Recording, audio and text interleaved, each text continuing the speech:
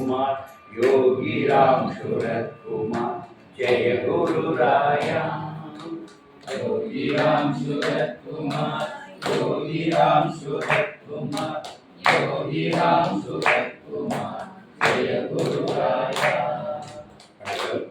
Rajapalayam September மாத முரம்பு பஜனை மடத்தில் நடக்கின்ற சத்சங்கம் மாதம் தவறாமல் இரண்டாவது ஞாயிறு ராஜபாளையத்தில் பகவானால் ஆசீர்வதிக்கப்பட்ட இந்த புனிதமான இடத்தில் அமர்ந்து பகவான் குறித்து கொஞ்சம் சிந்திப்பது. சுவாமி சொல்லிட்டார், இந்த பிச்சைக்காரனை பற்றி யார் யார்கள் எங்கே உட்கார்ந்து யோசிக்கிறார்களோ பேசுகிறார்களோ நினைவு கூறுகிறார்களோ அங்கே என் தந்தை உடன் அமர்ந்து செவி மடுப்பார்கள். நம்முடைய சத்சங்கத்தில் ஒரு ஆள் கண்டிப்பாக எல்லா கூட்டத்துக்கும் வந்துருந்தாரு. அது யார் என்றால் எந்த யோகி ராம் சொல்லுவோம். அவரை பற்றி நம்ம எங்கெல்லாம் பேசுகிறோமோ அங்கெல்லாம் என் தந்தை வந்து அமர்ந்திருந்து செவி கொடுப்பார். நமக்கு தந்தை அவர் தான், அவருக்கு தந்தை யாராக இருக்கும்போது நமக்கு ஒரே ஒரு தந்தை தான், அது பகவான் யோகி ராம் சொல்லுவார். எங்கெல்லாம் நம்ம சாமியை பற்றி பேசுகிறோமோ, எங்கெல்லாம் நம்ம உட்கார்ந்து சாமியை பற்றி நினைவு கூறுகிறோமோ அந்த இடத்தில் பகவான் நம்மளோடு இருப்பார். ராமா என்கிற நாமம் ஒலிக்கின்ற இடத்தில் ஆஞ்சநேயன் வந்து உட்கார்ந்துருவோம். அது தெரியுமா? எங்கெல்லாம் நீங்கள் ராமா ராமான்னு சொல்லிட்டீங்கன்னா அந்த இடத்துல ஆஞ்சநேயன் வந்து அமர்ந்துடும். சிரஞ்சி சில நாமங்களுக்கு எவ்வளோ பெரிய வேல்யூ இருக்கோ, பகவானுடைய நாமத்தை சொன்னாலோ பகவானை பற்றி நம்ம பேசினாலோ நம்மில் ஒருவராக அவர் வந்து அமர்ந்திருந்து செவி முடுப்பார். அவ்வளவு பவித்திரம். ஒரு சத்சங்கத்துக்கு அவ்வளோ பெரிய வேல்யூ இருந்தது. சாதாரண விஷயம். யோகியை பற்றி நினைவு கொடுக்கும்போது, யோகியை பற்றி விஷயங்களை நம்ம அசை போடும்போது அந்த இடத்துக்குள் யோகியை வந்து உட்கார்ந்து கேட்கிறார். அது ஒரு பெரிய விஷயம். அவருடைய ப்ரெசன்ஸ் அது இருக்கும். இன்றைக்கு அடியன் எடுத்தது யோகி என்னும் எல்லையின்மை. திடீர்னு தோணிச்சு என்ன பேசுறாங்க, பல விஷயங்கள் பேசிட்டு இருக்கிறோம். எல்லையின்மை, இன்ஃபினிட். இன்ஃபைனைட். பகவான் லாங்குவேஜ்ல இன்ஃபைனைட். சில வீடியோவில் கூட ஒரு இன்ஃபைனைட். எல்லையின்மை, எல்லையற்ற தன்மை தான் யோகம். சுவாமி அடிக்கிறது எல்லையற்ற தன்மையை பற்றி பேசுகிறார். அதுதான் ஞானிகளுடைய இருப்பே தான் எல்லையின்மை. இப்போ நம்ம லிமிட், நம்மளாம் பிரைவேட் லிமிட்டட். ஏன்னா நமக்கு ஒரு பேர் இருக்குது, நமக்கு ஒரு அட்ரஸ் இருக்குது, நமக்கு ஒரு ஜாதி இருக்குது, ஒரு மதம் இருக்குது, ஒரு குலம் இருக்குது, ஒரு கோத்திரம் இருக்குது. அப்போ நம்மளாம் யார்? Private limited. Swami is unlimited. அதான் டிஃபரன்ஸ். மனிதன் வெரி வெரி லிமிட்டட். அவன் சில சின்ன சின்ன விஷயங்களோட ஐடென்டிஃபை பண்ணிக்கிறான், அதோட அட்டாச் பண்ணிக்கிறான். அதான் மனிதனுடைய பிரச்சனை. மகான் எல்லா ஐடென்டிட்டியோடும் வெளியே போயிடுறான், எல்லா அட்டாச்மெண்ட்டுக்கும் வெளியே பறந்து விரிந்தார். அவன் அன்லிமிட்டடாக. யாதனின் நீங்கியான் நோதல் அதனின் இளர். வள்ளுவரே இருக்கிறார். எதை விட்டு நீங்குகிறாயோ ஆனால் அதன் தொல்லைகள் இல்லை. இந்த மனிதர்கள் புரிந்து கொள்ள வேண்டும். வள்ளுவர் அழகாக இருக்கு. எதை விட்டு நீங்குகிறாயோ அதன் தொல்லைகள் இல்லை. விட்டு விடுதலையாகி நிற்பாய் மனமே ஒரு சிட்டுக்குருவி போல பாரதி பாடல். எல்லாம் தமிழை சொல்லிட்டு போயிட்டாங்க சார். நம்ம தான் அதை எடுத்துக்க தெரியாமல். பாரதி அடுத்த லைன் சொன்னாங்க, விட்டு விடுதலையாகி நிற்பாய் மனமே ஒரு சிட்டுக்குருவி போல. ஒரு ஞானி அப்படிதான் இருக்கிறான். அவன் எதுவும் இல்லை, எந்த கவலையும் இல்லை. அவன் தன்னை எதுவாகவும் கருதி கொள்ளவில்லை. எல்லாம் யாவுமாகி நிற்கும். நம்ம வந்து நம்மங்கிற அந்த ஒண்ணுக்குள்ள நின்றோம். அவங்க எல்லா அகண்டத்தையும் பார்க்குறாங்க. எல்லாத்துக்குள்ள இருக்கிறது அந்த ஒன்று தான். அந்த ஒன்று தான் வெளியே இருக்கு. அதனால எல்லாவற்றையும் அரவணைக்கிற அகண்ட தன்மையாக யோகி இருந்தார். எல்லையின்மை தான் இருக்கு. எல்லை தான் நம்ம கிரியேட் பண்ணுறது. எல்லைகள் தான் மாறிக்கிட்டே இருக்கு. நாடுகளிடையே கூட எல்லை மாறுதா? ஒரு யுத்தத்துக்கு எல்லை மாறுது. உக்ரைன் எனக்கு சொல்கிறான், அவனுக்கு சொல்கிறாங்க. 50 வருஷத்துக்கு உக்ரைன் முழுக்கவே சோவியத் யூனியன்லாம் இருந்தது. இப்போ தனி நாடாகி இப்போ பாலர் சட்டை ஒரு காசா பாலஸ்தீனு சொல்கிறான். இல்லை எங்கள் நாடுன்னா எல்லை பிரச்சனை தான் எல்லா இடத்துலையும் இருக்குது. பக்கத்து வீட்டில் சாக்கடை ஓடுற பிரச்சனையிலேருந்து எல்லா இடமும் இந்த எல்லை பிரச்சனை வீட்டுக்கு வீடு நாட்டுக்கு நாடு இருந்துக்கிட்டே இருக்குவாங்க. காரணம் எல்லைப்படுத்துவது. நம்ம ஒரு எல்லை போடும்போதே பிரச்சனையும் கூட வந்துடும்.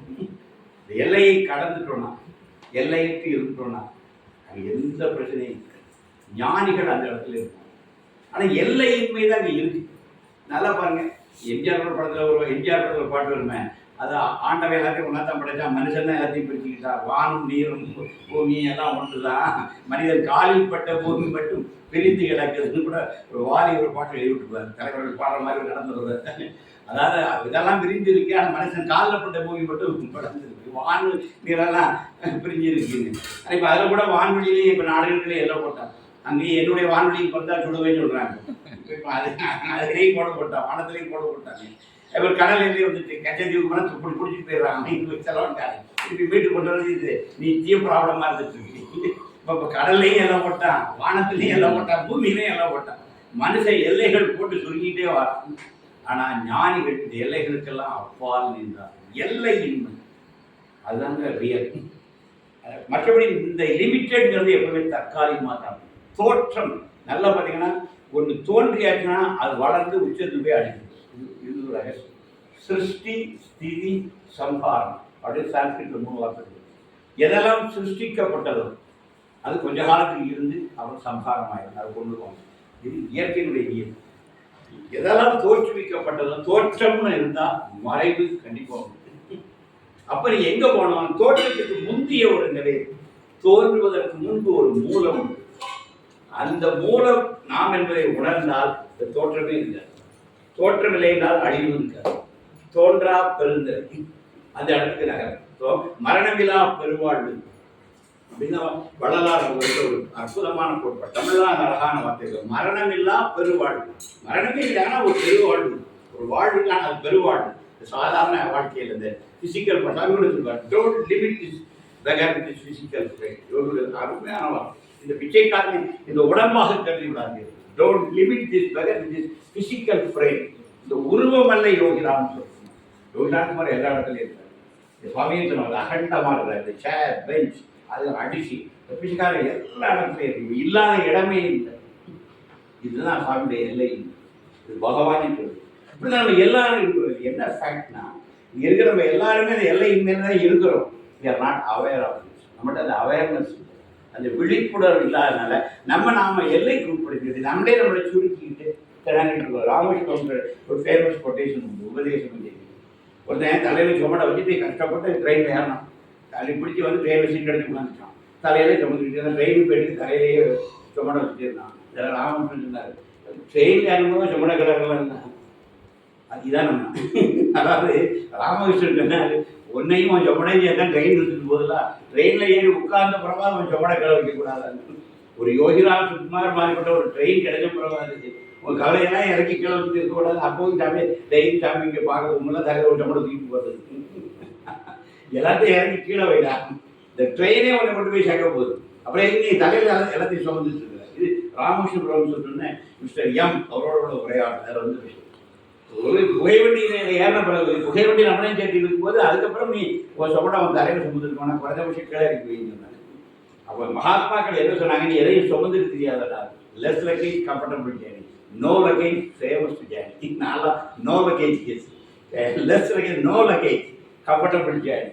நம்ம ஜேர்னியை ஃபுல்லாக இருக்கும். வாழ்க்கை ஒரு பெரிய ஜேர்னி. எதையும் சுமந்து செல்லாது, மிதந்து செல்லுங்க. வாழ்க்கையை எதையும் சுமந்து சொல்லக்கூடாது, வாழ்க்கையில் மிதந்து செல்லுங்க. அதான் மிக உன்னதமான ஒரு ஞானி இந்த வாழ்க்கையில் மறந்துட்டாங்க. சச்சிதானந்த கடல்ல மறந்து. அதான் அவங்க ஆனந்த் சாமியை பார்த்தா அந்த அந்த பொங்கி பொங்கி அந்த புன்னகை மகாண்ட எங்க இருக்கு.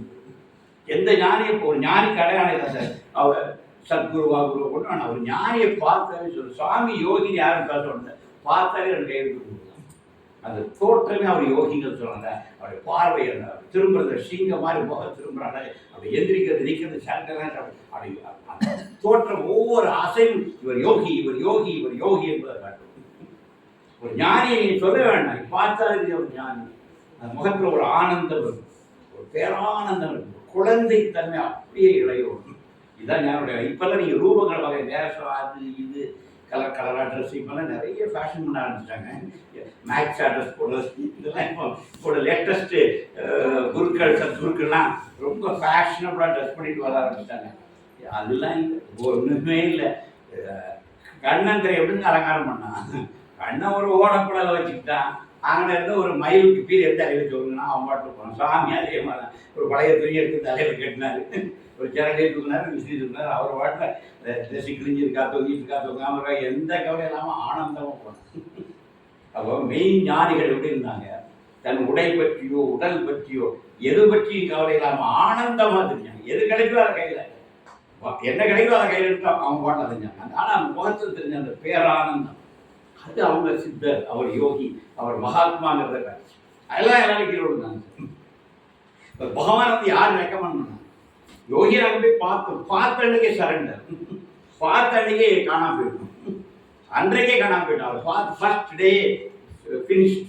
அந்த அந்த ஒரு பேரழகு, அந்த ஒரு புன்னகை, அந்த ஒரு பிளஸ்ஸிங்ஸ், அந்த வார்த்தை, அந்த கனிவு, பகவானுடைய சொல், அந்த அதில் விளைகின்ற அந்த கனிவு எங்கேயும் நீங்கள் பார்க்கணும். அந்த லவ் இன்னும் நெருங்கும்போது அவர்கிட்ட வருகிற அந்த அன்பு, எந்த மனிதனா நம்முடைய அன்பாக நடக்க முடியும். யோகி நம் மீது படுகின்ற அன்பு, அது எல்லா உலக அன்பை விட மிக உயர்ந்த உன்னதமான அன்பு. இது எங்கே இருந்ததுன்னா அந்த இன்ஃபினிட்லேருந்து, எல்லையின்மையிலிருந்து வருகிறது. எல்லையின்மை தான் அது இருக்கு. எப்போது இருந்துட்டு என்னன்னா ஒரு எல்லையின்மை தான் இருக்கு. எல்லைகள் மனிதன் வகுத்து இந்த கோடுகள் அழிஞ்சிக்கிட்டே இருக்கு. ஏன்னா இது எல்லை என்று மனிதன் உருவாக்குற விஷயம். உருவாக்கப்பட்டவை எல்லாம் அழியும். இது ஒரு விஷயம். சிருஷ்டி ஸ்திதி சம்ஹாரம் இயற்கை வச்சிருக்கு. இயற்கையில் சில விஷயங்கள் இன்ஃபினிட்டா இருக்கு. ஆகாசம் இன்ஃபினிட்டா இருக்கு. என்னைக்கும் இருக்கும். ஆகாசம் எப்பவுமே இருந்துட்டு இருக்கும். It is infinite. இந்த பூமி, இந்த எர்த் இருக்கும், என்றைக்கும் இருக்கும். இதெல்லாம் பிளஸட், இதெல்லாம் என்றைக்கும் இருக்கும். ஒரு விஷயம் தெரியுமா, நாமும் என்றைக்கும் இருக்கிறோம். அதான் சுவாமி தான் சொல்றேன். we are again and again meet. நாம் திரும்ப திரும்ப சந்திக்கிறோம். நம்முடைய அழிவு என்பது உடல்கள், நம்ம பல உடல்களை எடுத்துட்டு போறோம். கீதை ரொம்ப அழகா சொல்லிட்டு, கிழிந்த சட்டையை மாற்றுவது போல ஆத்மா தன் பழைய சட்டையை கலைந்து விட்டு இன்னொரு சட்டை. நமக்கு மரணம்ங்கிறது நம்மளை பெருசா இருக்கு. நிறைய பேர் அதில் உடஞ்சி விழுந்துட்டாங்க. நெருங்கிய உறவுகள் இறந்தாச்சுன்னா நம்ம அப்படியே உடஞ்சி விடுது. அது இல்லை, அவங்க எங்கேயும் போகல, பக்கத்துல இருக்காங்க. இன்னும் சொல்றேன், நெருங்கிய உறவுகள் மீண்டும் பிறந்து உங்களுக்கு நெருக்கமாகத்தான் இருக்கும். இது ஒரு ரகசியம். நெருங்கிய உறவுகள் உங்களை விட்டு போகாது. ஒரு சாதாரண காய டப்பா, காயினா கூட அந்த டப்பாவில் எவ்வளோ நாள் வாசல் காய டப்பா. ஒன்று செல்லமாக வரும்போது 2 தோசை அழகா விட்டு நேராக நாங்கள் காலையிலே சாப்பிடணும். இந்த வெறும் டப்பா தான் கழுவி வச்சோம். அங்கே எங்கேயும் ஒரு இடத்துல திறந்தா திருப்பி தோசை வாசல் கேட்டு, தோசை இருக்கா தீர்ந்து போயிருக்கேன், தீர்ந்த வாசலையும் தோசை வாசம் அழகா இருக்கான்னு கேட்டு காப்பிட்டு தீர்ந்து போகிற ஒரு டப்பாக்குள்ளே இவ்வளோ வாசம் இருக்குன்னா வாழ்க்கை ஒன்னொன்னுல இருந்து படிக்கலாம். நீ ஞானம் கூட எங்கேயும் இல்லை. உங்களுடைய அன்றாட வாழ்க்கை தோசை இட்லி முளை இருந்து நீங்கள் ஞானம் பார்க்கலாம். அங்கெல்லாம் ஞானம் இருக்கு. அது பார்க்க தெரிஞ்சு அதில் ஞானத்தை பார்க்கலாம். அப்போ ஒன்று வேண்டாம் சார், ரமண மகர்ஷி அம்மா வந்து அப்பளம் படுத்துட்டு அப்பளம் போட்டு அப்பளம் பாட்டு எழுதுனார். அதில் ஞானத்தை வச்சு எழுதுனார். ரமண மகர்ஷியும் அம்மாவுக்கு உள்ளது. சார் உபனிஷத்து யாஜ்ஞவல்யருக்கு காயத்ரிக்கு அவருடைய மனைவிக்கு நடந்த ஒரு சின்ன டயலாக், அது ஒரு உபனிஷத்து ஆயிடுச்சு. நிஷிகேதனுக்கு யமனுக்கு நடந்த ஒரு சின்ன உரையாடல், அது ஒரு உபனிஷத்து ஆயிடுச்சு. சாதாரண கணவன் மனைவிக்கு இடையில நடந்த ஒரு சின்ன வாக்குவாதம், அது ஒரு பெரிய உபநிடதமாக மாறியது. அதனால இந்த உலகத்தில் எல்லாம் all divine, everything is my father, எல்லாமே டிவைன் தான். உலகத்தில் எதுவுமே தாழ்ந்ததுன்னு ஒன்றே இல்லை, எல்லாமே உயர்ந்தது. இந்த உலகத்தில் எல்லாம் உன்னதமானது. எல்லோருக்குள்ள நீங்க இறைவனை பார்க்க தெரியும். வாழ்க்கையுடைய எல்லா கூறுகளிலும் இறைவன் சிரித்துக் கொண்டிருக்கிறார். அந்த இறைவனை உங்களுக்கு பார்க்க தெரியும். சாமி சின்ன அட்டையில சொன்னார், அதாவது பிரதோஷ வேலை இருக்குது, சாமி ஆடலைன்னு எல்லாரும் நல்லா பாட்டு பாடியிருக்காங்க. தேவியம்மா சாமி பிரதோஷம் வந்து ஆடலைன்னு சாமி ஒன்றுமே சொல்ல. இந்த அட்டையை பாருங்க, பிறகு ஒரு மரவட்டையை பார்த்துருப்பாரு. இந்த அட்டையில் உனக்கு நடராஜருடைய நடனம் தெரியலையா? பாப்பாருக்கு ஒரு 2 ஏழை அப்படி ஆடல அரசமுறையில், இந்த இலையில் உனக்கு நடராஜருடைய நடனம் தெரியவில்லையா அப்படி சாமி. அப்போ ஒரு நடராஜருடைய நடனத்தை பிரதோஷத்தில் போய் தான் நீங்கள் பார்க்கணுங்கிறது இல்லை. ஒரு வீட்டு மரத்தில் இருக்கிற இலையை அசைவது கூட நடராஜருடைய நடனம். ஒரு 1000 காலம் எப்படி உடம்பு தூக்கி போகும், அது கூட நடராஜருடைய நடனம். பகவான் அதை சொல்றார். இப்போ வாழ்ந்த ஒவ்வொரு துளியிலும் இறைவனை பார்க்க தெரிய வேண்டும். அது இறைவனுடைய நடனம் என்ன, அதை பாவிக்க தெரிய வேண்டும். அப்படி இருந்தால் வாழ்க்கை எப்படி இருக்கும் பாருங்க. வாழ்க்கை ரொம்ப அழகாக தான் இருக்கு சார். உங்கள் வாழ்க்கையும் நல்லா தான் இருக்கு. நீங்கள் தான் கணக்கு கவலையா இருக்கீங்க. ஒன்றும் இல்லை. Everything is perfect. Times are no good, no bad. Everything is perfect. Whatever happens by the will of my Father. இங்கே எது நிகழ்ந்தாலும் என் தந்தையின் விருப்பப்படியே நிகழ்ந்தது. இங்கே ஒரு குறையும் இல்லை. குறை ஒன்றும் இல்லை. மறைமூர்த்தி கண், அதை திரும்ப அதை பாட வச்ச ராஜாஜியுடைய பாடல், எம்எஸ் தேனுலக பாடின பாட்டு. இங்கே குறை ஒன்றும் இல்லை. நம்ம பார்வையில் தான் போய் வாழ்க்கையில் எந்த குறையும் இல்லைம்மா. நம்ம பார்வை, அவர் ஆட்டிடியூட், நம்ம அதை குறைவாக பார்க்கறதுனால அது குறைவாக தெரியும். அதையே நீங்கள் நிறைவாக பார்க்கணும். நான் எப்போ சொல்கிற ஒரு உதாரணம், நாகர்கோவிலேருந்து ஒரு வக்கீல் போனார் சாமி நினைக்கிட்டு போய். அவர் பொன் காமராஜ் சாமி ஃப்ரெண்ட், நான் பழைய பொன் காமராஜுடைய ஃப்ரெண்டு. அவரோட சாமி உங்களுக்கு காணிமடத்தில் என் ஃப்ரெண்டு பொன் காமராஜ் கோயிலான்னு இருக்கிறாரு. எஸ் அப்படின்னு சாமி இருக்குது. உங்களுக்கு கன்னியாகுமரி ஜில்லாவில் நிறைய டிவோட்டீஸ் இருக்காங்க. Yes yes the friends, there is beggar has many friends in Kanyakumari district. But they are in 3 groups. One is Om Prakash Yogi, one is Pan Chamraj, another one is Balakrishnan Advocate. Yes, yes. சந்தோஷம். வக்கீலுக்கு ஒரு point போட்டு விட்டார்ல, ஒரு பற்ற வச்சு விட்டார்ல. நிறைய ஆட்கள் இருக்காங்க, number 3 கோஷ்டியா இருக்கிறாங்க. அப்படியே ஒரு பற்ற வச்சுட்டார். அவர் வக்கீலுடைய வேலையை அவர் பார்த்துட்டார். ஒன்று சாமி எஸ் ரொம்ப சந்தோஷம். Yes, for this beggar in Kanyakumari district, the work is going on in Thrissur. அவன் பொத்துனடா அங்கே ஒரு லாயர். நாமாவா அந்த பிச்சைக்காரனுக்கு திரிசூலாக வேலை இருந்தது. எதை நீ பிரிவு என்று சொன்னாயோ, பிளவு என்று சொன்னாயோ, அதை மூணையும் பொண்ணா சொன்னார் சாமி. திரிசூல் வச்சுக்கார சிவபெருமான் கை திரிசூல். அது மாதிரி இந்த பிச்சைக்காரனுக்கு திரிசூலா வேலை இருந்தது. பொன்காமராஜ் ஒரு பக்கம் வேலை செய்யறாரு, ஓம்ராஜன் ஒரு பக்கம் வேலை செய்யறாரு, பாலகிருஷ்ணன் ஒரு பக்கம் வேலை செய்யறாரு. திரிசூல் மூனை சாமி கையில தூக்கிட்டார். இதுதான் ஒரு சாதாரண மனிதனுக்கு எதை பலகீனன்னு சாதாரண மனிதன் பார்க்கிறானோ அதையே பலமாக பார்க்கிற யோகியினுடைய பார்வை. இது இன்ஃபினிட்ல இருந்தாலும் இந்த பார்வை எங்கிருந்து கிடைக்கும்? யார் இன்ஃபினிட்ல இருக்காங்களோ, யார் எல்லையின்மையில் இருக்கிறார்களோ, யார் தன்னை எல்லையின்மையாக உணர்கிறார்களோ அவர்களுக்கு எல்லாமே நிறைவாக தான். எத் பாவோ தத் பவதி, எதை நினைக்கிறாயோ அதுவாகவே ஆகிறாய். இதான் உபனிஷத்து சொல்லு. சரி, நீங்க எல்லாமே நல்லா பாருங்க, வாழ்க்கை நல்லா. சில பெண்கள் இருக்காங்க, அவங்க எப்போவுமே குறைதான் பார்ப்பாங்க. ஆனால் அவங்களுக்கு தெரியும் குறையும். எங்கள் வீட்டுக்கு ஒரு அம்மா இருப்பாங்க, வரும் பொழுதே ஒரு கம்ப்ளைண்டோட தான் உட்காரு. உட்கார ஒரு பலி அவதாரம் தான் பண்ணுவாங்க. 10 பேர் இருந்தாலும் பலி அவதாரம் தான் அம்மா ஆனது போடுவோம். அது கவனித்து பார்த்தேன். அதாவது சிலவங்க வந்து நெகட்டிவ், அந்த நெகட்டிவ் பீப்புள் நெகட்டிவாக நீங்கள் இருந்தீங்கன்னா ஆல் நெகட்டிவ் எனர்ஜி ஒரு உணவுக்கு தான். என் குழந்தை தான், அவளுக்கு பாம்புனா பயம். 10 பேர் பட்டிருந்தாலும் பாம்பு ஆகாம தான் வந்து ஏறும். இதெல்லாம் கவனிச்ச ஒரு 100 பேர் படுத்திருக்கிற ஒரு பகுதியில் அவருக்கு தான் பாம்பு ஏறிச்சு. அது என்ன சொல்றேன்னா, நீங்கள் எதை கண்டு அஞ்சுகிறீர்களோ அது உங்களுக்கு தெரியும். நீ இதெல்லாம் தூர வீசிட்டு ஐ ஆம் ஃப்ரீ, நான் யோகியினுடைய பக்தன், நான் யோகியினுடைய ஆள், நான் இறைவனுக்கு மிக அணுக்கமானது, மிக என்னை ஒன்றும் செய்யாது அப்படின்னு சொல்லிட்டு அப்படி இருந்து பாருங்க. எதுவுமே அப்படி வராது. உங்கள் வாழ்க்கை நீங்கள் தான் சார் நிர்ணயிக்கிறீங்க. எப்போ பார்த்தாலும் உங்களுக்கு ஒரு அச்சம், ஒரு பயம், ஒரு கிளி, அது வந்துருமோ இது வந்துருமோ, பயத்திலே எல்லாம் உங்களை தேடி விட்டுரும். நம்ம ஒரு மேக்னெட் மாதிரி சார், நம்ம ஒரு ஆண்டனா மாதிரி. நம்ம என்ன டைப் பண்ணிக்கிறோமோ அதெல்லாம் ஒரு பூமியிலேருந்து எடுப்போம். பூமியில் எல்லாம் இருக்குது, நல்லது கெட்டது எல்லாமே இருக்குது. நீங்கள் எப்படிப்பட்ட ஆண்டனாவாக இருக்கிறீங்க, நீ எதை டியூன் பண்ணுறீங்களோ அதான் உங்களுக்கு வரும்.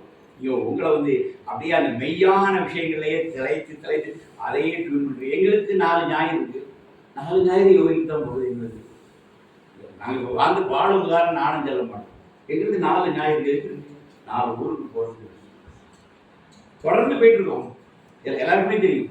4 ஞாயிறு 4 ஊர். இப்போ சரின்னு சொல்லிட்டுருக்கோம். 4 2 8 ஒரு நாள் விடாமல் ஒரு நாள் இல்லத்தோடு போய் நம்ம ஒரு வீட்டுக்கு போயிடுவோம். ஜாமி 2 வீட்டை கவர் பண்ணுவோம், 2 வீட்டுக்கு யோகி போயிடுவோம். அந்த வீட்டில் போய் பாட்டு பாடுவோம், பஜன் பண்ணுவோம், அவங்களுக்காக பிரார்த்தனை பண்ணுவோம், சொல்லுவோம், வருவோம். அப்போ எங்களுக்கு ஒவ்வொரு நாளும் பிறக்கிறது யோகிக்காகவே பிறக்கிறது. எங்களுடைய நாட்கள் யோகிக்காகவே பிறக்கின்றன. சுவாமிகள் அப்படியே ஓட்டு கொடுத்துட்டே இருக்கும். உன் கையில் தான் இருக்கு. உன் வாழ்க்கையை எப்படி செலுத்துங்கிறது உன் கையில் தான் இருக்கு. நான் இறைப்பணியில் தான் இருப்பேன், நீ சங்கல்பம் பண்ணிட்டுனா இறைப்பணி ஒன்று தான் வரும், வேறு எதுவும் வராது. என் மகனுக்கு ஜெர்மனி உட்கார வச்சுட்டேன். என் பேரன் ஜெர்மனியிலே அவன் எனக்கு ஜாமன் ஒரு 10 வருஷத்துக்கு வர முடியாது. அவன் படித்து முடிஞ்சு அவர் செட்டில்மெண்ட் வரக்கூடிய 10 வருஷம் ஆகிடும். அப்புறம் நாங்கள் தொடர்ந்து இறைப்பணியிலேயே இருந்துக்கிறோம். எதுவுமே எங்களை பாதிக்கிறது. அப்போ பகவான் என்ன பண்ணாரு, பகவான் படிக்க நான் தயார், நான் பண்ணி லைஃப்லேயே ஃப்ரீ ஆகிடுவேன். நீ என் ஒர்க் மட்டும் பார்த்தா போதும். அப்படி ஒரு சூழலை சாப்பிடுவாங்க. இது எதுக்கு சொல்லுவாங்கன்னா, உங்கள் வாழ்க்கையை உங்கள் கையில் தான் இருக்குது. உங்கள் வாழ்க்கை எப்படி இருக்குன்னு நீங்கள் ஒரு சின்ன கனவு காணுங்க. அப்துல் கலாம் சொல்லுவாங்க, வாழ்க்கை எப்படி கொஞ்சம் கனவு காணுங்க. அப்புறம் அதையே உங்கள் வாழ்க்கையாக நீங்கள் கருத ஆரம்பிங்க. ஆட்டோ சஜஷன் சொல்லுவாங்க சைக்காலஜி. என் வாழ்க்கை அப்படியே இருக்கட்டும், அப்படியே ஆரம்பிச்சாங்க அப்படின்னு சொல்லி யோகிக்க வேண்டும். அப்படியே உட்காரணும், வாழ்க்கை அப்படியே ஆகும். பதறாது, பதறிய காரியம் சிதறும். எதையும் நாம் இழந்து விடவில்லை. அதான் கீதா சாரணம், எதை கொண்டு வந்தாய் இழந்து விடுவதற்கு. எல்லாம் இங்கிருந்து தான் எடுக்கப்பட்டது, திருப்பி கொடுத்துட்டு தான் ஒரு நாள் போகணும். யாரும் கொண்டு போக முடியாது. எல்லாமே தற்காலிகம் தான். இங்குள்ள மனித உறவுகள் ஆக தற்காலிகமானது. புரிஞ்சுங்க சார். பையன் நல்லா தான் இருக்கும், பேரன் 3 வயசு வரை நல்லா இருக்கும். அதே பேரன் வளர பாருங்க, தாத்தா வருமா என்ன தாத்தா குடும்ப டிஸ்டர்ப் பண்ணிட்டு போகிறான். பார்த்துக்கலாம் 3 வயசு வரை பேரன் அழகாக இருக்கும். 10 வயசு 15 வயசு ஆகிட்டா பேரனுக்கும் உங்களை பிடிக்காது, உங்களுக்கும் பேரனுக்கு பிடிக்காது. இது வந்துடும் எழுதிட்டாரு. ஏன்னா அவன் வளர்ந்துட்டான். அவன் நீங்கள் யூசன்ஸ் மாதிரி அவன்கிட்ட பழைய கதையே பேசிட்டு இருக்கீங்க. லீவ் இட் அப்படின்னு. இது அப்புறம் நம்ம இதை முதலே புரிஞ்சுக்கணும். இந்த உறவுகள் தற்காலிகம் புரிஞ்சுட்டுனா அது மாறும்போது நம்மளும் மாறிடும். நம்மளும் கொஞ்சம் கையை எடுக்கணும்.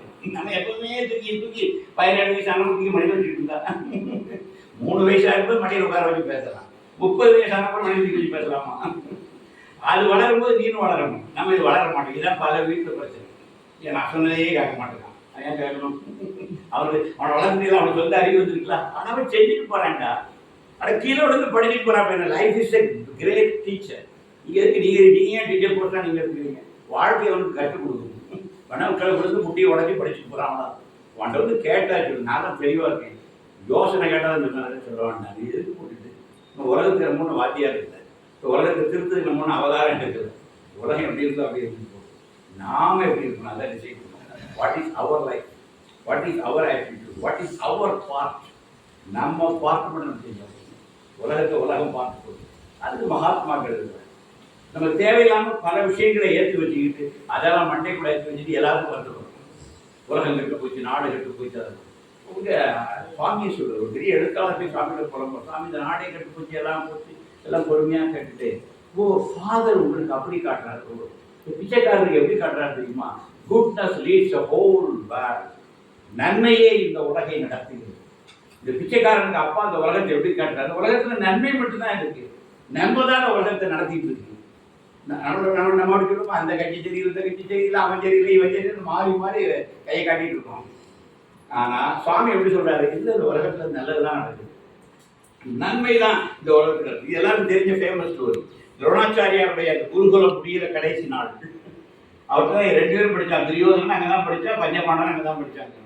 கிளாஸ் முடிஞ்சோன்னா கடைசி நாள் என்ன பண்ணாங்க? அங்கே ஒரு ப்ராக்டிக்கல் கிளாஸ் பண்ணுது.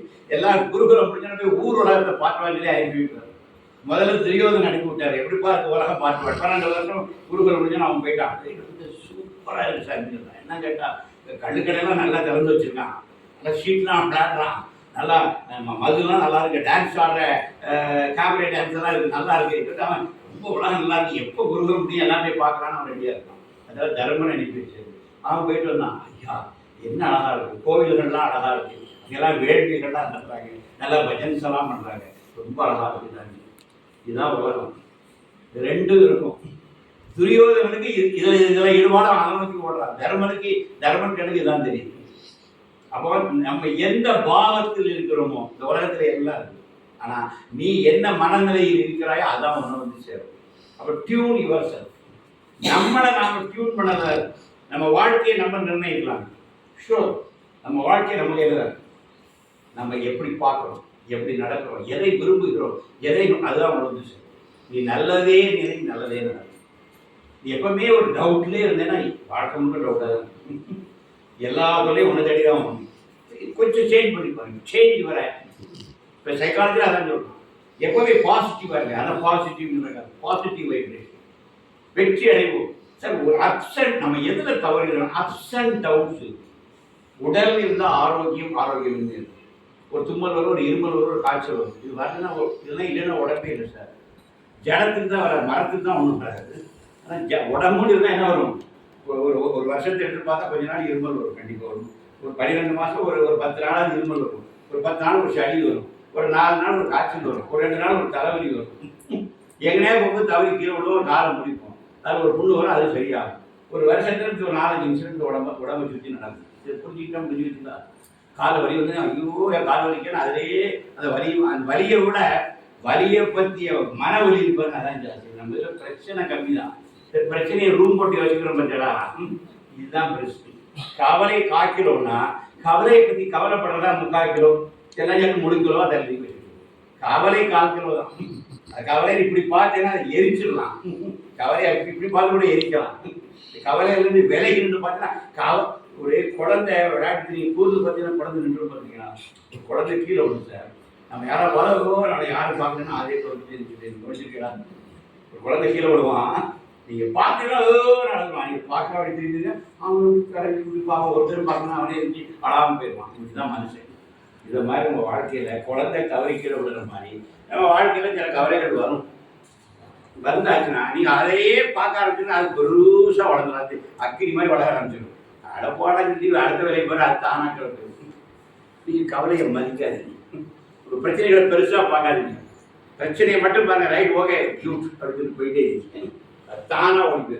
நீங்கள் அந்த பிரச்சனையை போட்டு ரூம் போட்டு உட்காந்து யோசிச்சு எக்கா எம்மா பெரியம்மா இப்போ வேறு மொபைல் வேறு கிடைச்சிது. அவ்வளவு நம்ம நிம்மதியாக இருக்க மட்டும் உலகமே நிம்மதியாக இருக்கக்கூடாது. அக்காவுக்கு எக்கா தெரியுமாக்கா, அவனா அக்கா அதில் பெரியவங்களுக்கு தெரியுமா உனக்கு தெரியுமாக்கா, கூட அவா இவா இருக்குன்னா அவாவோட அவா ஒரு நாளாக சொல்லுவான். மொத்தத்தில் ஃபோன் முழுக்க என்ன ஓடிட்டு இருக்கு. அவாது பிரச்சனை இவளுக்கு, இவாது பிரச்சனை அவளுக்கு, அவா ஒன்று அப்படி சொல்லிட்டா இப்படி சொல்லிட்டா. இதே இந்த ஃபோனை கையில் வச்சுட்டு உலகம் முழுக்க பேசி ஃபோனே சுடுது சார், காமாதி சுடுது, ஃபோன் சுடுது, தீயா எரியுது. அதை வச்சு பேசிட்டு இருக்காங்க மணிக்கூர் கணக்காக. இப்படி இது ஒரு உலகம் ஓடிட்டு நத்திங் சார். ஆக்சுவலி நம்ம எவ்வளோ தெரியும், நம்ம ஆக்சுவலி ஒரு பெரிய ஆனந்த பெருங்கடல் வாழ்க்கையில் நம்ம ஒரு எல்லையற்று தான் பேரானந்தத்தில் திளைக்க வேண்டிய நாம அதையெல்லாம் மறந்து சின்ன சின்ன விஷயங்களை தூக்கி வச்சுட்டு இதில் உட்காந்து நம்ம நேரத்தை வீணாக செலவிட்டு நம்மளே நாம் சுருக்கிக்கிறோம். அப்படி இல்லை. நாம் அகண்டம் பேரானந்தம் இறைவனுடைய படைப்பு சார். இறைவனுடைய படைப்பு எல்லாத்துலையும் இறை அம்சம் நம்மளுக்கு இருக்கும் சார். தங்கத்தில் உருவாக்கின எல்லா நகையிலும் தங்கம் இருக்கும் தான். மூக்குத்திலையும் தங்கம் இருக்கும், தாலிலையும் தங்கம் இருக்கும், வளையலையும் தங்கம் இருக்கும், எல்லாத்துலையும் இருக்கும். அப்போ இறைவனுடைய சிருஷ்டி நாம் என்றால் அந்த சிருஷ்டிக்கப்பட்ட எல்லாவற்றுக்குள்ள இறைவன் இருப்பாங்க. உனக்குள்ளேயும் எனக்குள்ளேயும் இறைவன் அங்கே தான் இருக்கிறான். இறைவன் தான் நம்மளை படைத்தான், இறைவன் தான் நம்மளை காக்கிறான், இறைவன் தான் நம்மளை முடிச்சு கொண்டு போகிறான். அப்போ நம்ம பரிபூர்ணமாக யார் இருக்கா? மற்ற எல்லாம் தற்காலிகம். ஒன்னே ஒன்று மட்டும் நமக்குள்ள இருந்தால் அது நம்மளுக்கு இருக்கிற இறை, அதுதான் நிரந்தரம். அந்த நிரந்தரத்தை பிடிக்கும். இந்த நிரந்தரத்தை பிடிச்சா நீ நிரந்தரம். இதுதான் கண்ணதாசன் சொன்னால, நான் நிரந்தரமானவன், எனக்கு மரணம் இல்லைன்னு சொன்னாலும் அதான் அந்த இடம். அந்த இடத்த பிடிக்கும். ஞானிகள் அந்த இடத்துல சதா சர்வகாலம் அப்படியே இருந்தாங்க. அதான் எல்லையின்மை. கால தேசம் ஒன்றும் கிடையாது, காலம் கிடையாது, தேசம் கிடையாது, கால தேச வர்த்தமானம், ஸ்பேஸ் கிடையாது, டைம் அண்ட் ஸ்பேஸ் கிடையாது. டைம் இல்லை, ஸ்பேஸ் இல்லை. டைம் நம்முடைய கற்பிதம், நம்முடைய கேலண்டர், நம்ம ஹியூமன் கேலண்டர். இயற்கையுடைய கேலண்டர் ஆகணுக்கு இயற்கையில் ஹியர் நவ், இந்த கணம் மட்டும்தான். இயற்கையில் நேற்று கிடையாது, இயற்கையில் இன்று கிடையாது, இயற்கையில் நாளை கிடையாது. இயற்கையில் இந்த கணம் மட்டும்தான். இந்த க்ஷணம் சொன்னால் சான்ஸ்கிரிட் நல்ல வேலை க்ஷணம், தமிழில் கணம் சொல்கிறேன். இந்த க்ஷணம் தான் ஒரு அடுத்த மொமெண்ட் பறக்கவில்லை, போன மொமெண்ட் போயிட்டு இந்த மொமெண்டோட தான் கையில் இருக்கு. இப்போ என் கையில் இருக்கிற இந்த மொமெண்ட்டில் நான் முழுமையாக இருந்துட்டேன்னா நான் என்னைக்கு தான் எல்லையுமே தான் இருக்குது, இன்ஃபினிட் தான் இருக்குது. நம்ம அதை ஃபினிட் ஆகிக்கிறோம், நம்ம அதை லிமிட்டட் ஆகிக்கிறோம். நம்மளுடைய லிமிட்டட் மைண்டான எல்லாத்தையும் அப்படி பார்க்கணும். அது நீங்கள் அன்லிமிட் ஆகிட்டீங்கன்னா எல்லாமே அன்லிமிட்டடாக இருக்கும். எல்லாமே நல்லது தான் கூட நாடிடும். இன்னும் சொன்னேன், today one problem, tomorrow another problem. Life இருந்தால் problem will come and problem will go. அதே மாதிரி நம்ம என்ன பண்ணுறோம், அந்த ஒரு பிரச்சனை போனது நன்றியை எனக்கு நிறைய கூட்டு பிரார்த்தனை பண்ணுவோம். ஒரு 20% தான் பிரச்சனை தீர்ந்த கூட கூட்டு பேசலாம். 80% பிரச்சனை தீர்ந்துன்னா போயிடுவாங்க. அடுத்த பிரச்சனை வந்தோம்னா கூடுவாங்க.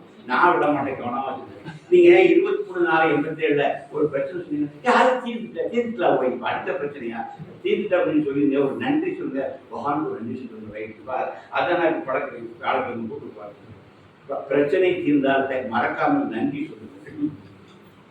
இது சொல்லணுங்க, பகவானுக்கு நம்ம நன்றி சொல்லணும்.